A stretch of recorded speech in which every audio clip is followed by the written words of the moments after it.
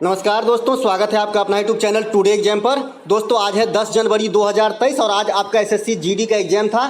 First shift का exam समाप्त हो गया है और फर्स्ट शिफ्ट के एग्जाम में जीके जीएस सेक्शन से जो भी प्रश्न पूछे गए सभी ऑथेंटिक प्रश्न के साथ मैं यहां पर उपलब्ध हो गया हूं। सबसे बड़ी बात यह है कि हमने आपको जो 12 प्रैक्टिस सेट का वीडियो प्रोवाइड कराया था, इससे 2 या 3 क्वेश्चन को छोड़ दे तो एक भी क्वेश्चन इससे बाहर नहीं पूछा गया है। अगर आप पहले से हमारा चैनल को फॉलो करते हुए हैं तो आज जो है आपको एग्जाम के अंदर मजा आ गया होगा। जैसा कि आप खुद ही देख पाएंगे, आप पहले का वीडियो भी हमारा वेरीफाई कर सकते हैं। एक प्रश्न यहाँ पे पूछा गया था, पानीपत की तृतीय लड़ाई में मराठा सेनापति कौन था। देखिए पानीपत की जो तृतीय लड़ाई हुआ था ये हुआ था आपका 1761 ईस्वी में मराठा और अहमद शाह अब्दाली के बीच में। तो मराठा की तरफ से जो सेनापति का काम कर रहा था ये था आपका सदाशिव राव भाऊ। तो राइट आंसर सदाशिव राव भाऊ करके आना था।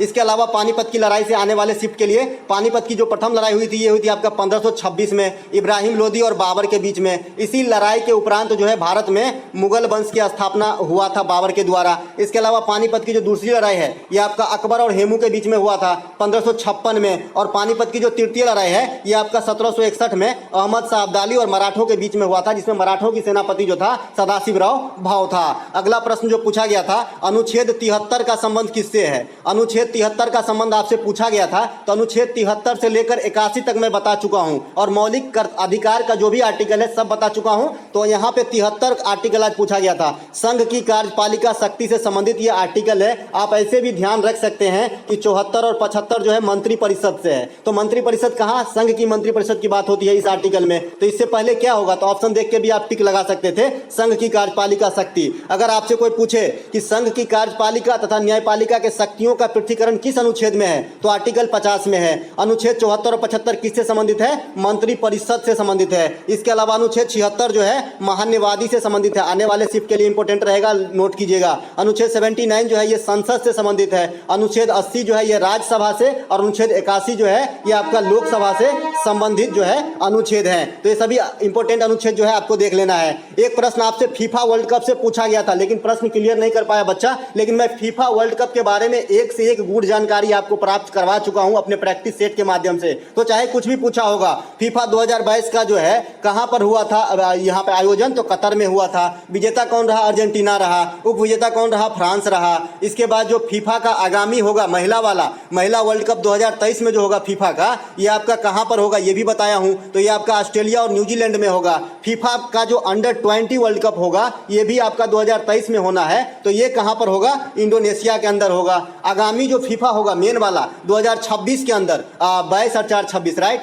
2026 के अंदर होगा। ये आपका कनाडा, मैक्सिको और अमेरिका में होगा। तो ये सभी बातों को मैं आपको बता चुका हूं। अगला प्रश्न है हमारा, श्रीलंका की राजधानी कहां है। ये प्रश्न लल्लू सा पूछा गया था, श्रीलंका की राजधानी कहां है। श्रीलंका की राजधानी 2 है, एक तो श्री जयवर्धनेपुरा कोट्टा है, श्री जयवर्धनेपुरा कोट्टा है, और एक है आपका कोलंबो। तो दोनों में से कोई एक ही आंसर होगा, ठीक है। या फिर इसमें से अगर नई राजधानी लगा दे तो श्री जयवर्धनेपुरा कोट्टा हो जाएगा। तो श्री जयवर्धनेपुरा या कोलंबो दोनों में से कोई राजधानी हो सकता है, लेकिन अभी जो वर्तमान में है श्री जयवर्धनेपुरा कोट्टा को मान्यता प्राप्त है। सेकेंड राजधानी आपका पुराना वाला कोलंबो भी है। श्रीलंका हिंद महासागर में स्थित एक द्वीपीय देश है, ठीक है। इसके बाद हम्बनटोटा बंदरगाह, कल रात को ही मैंने बताया था कि श्रीलंका में स्थित है। एलिफेंटा पास कहाँ है, श्रीलंका में स्थित है। तो ये सभी बातें को मैं कल के प्रैक्टिस सेट 12 नंबर जो प्रैक्टिस सेट है उसमें भी बताया था। एक प्रश्न यहाँ पे पूछा गया था, भारत और नेपाल की सीमा रेखा की लंबाई कुल कितनी है। देखिए दोस्तों, भारत की जो सीमा रेखा है ये जो है आपका 7 राज्यों देशों से लगती है। इसमें जो सबसे बड़ा देश है ये आपका बांग्लादेश है।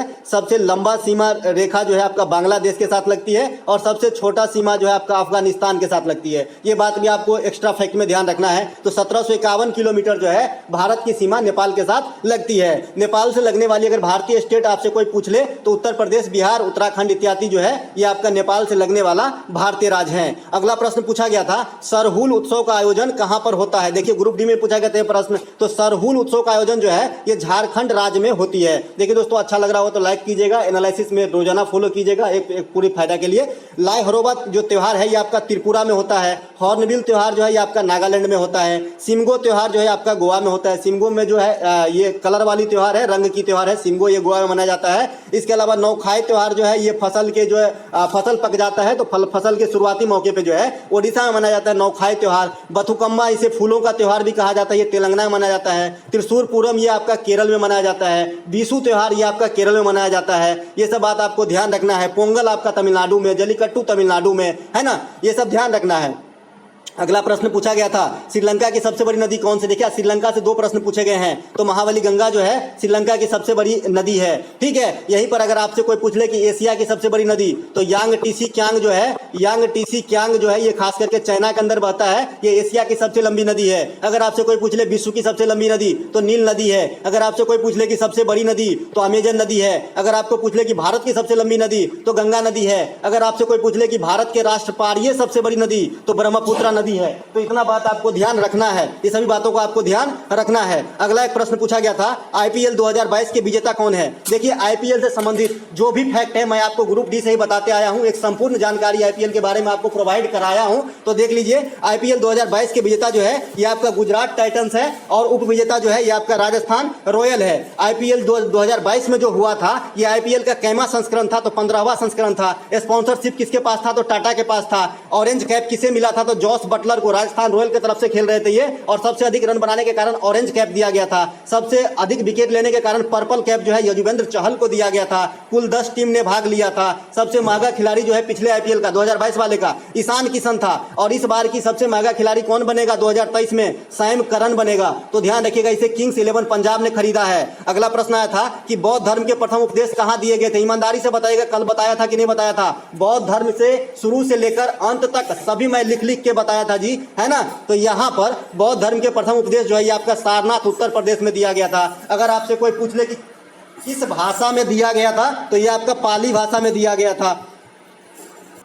किस भाषा में दिया गया था? तो पाली भाषा में दिया गया था। अगर आपसे कोई पूछ ले कि सबसे अधिक उपदेश कहाँ दिया गया था, तो श्रावस्ती, ये कौशल महाजनपद की उस समय का राजधानी था, यहाँ पे सबसे अधिक सर्वाधिक उपदेश दिया गया था। ठीक है, इसके अलावा 4 बौद्ध संगति हुई थी, इसके बारे में मैं बताया था, आपको याद रखना है। अच्छे अच्छे एग्जाम से लेकर लो लेवल से लेकर हाई लेवल के एग्जाम तक यहाँ पे क्वेश्चन पूछी जाती है। बौद्ध धर्म के संस्थापक की बात करें तो महात्मा बुद्ध है। जन्म कहाँ होती है? लुम्बिनी नेपाल में। लुम्बिनी कहाँ है? नेपाल के अंदर है। मृत्यु कहाँ होती है? उत्तर प्रदेश कुशीनगर में।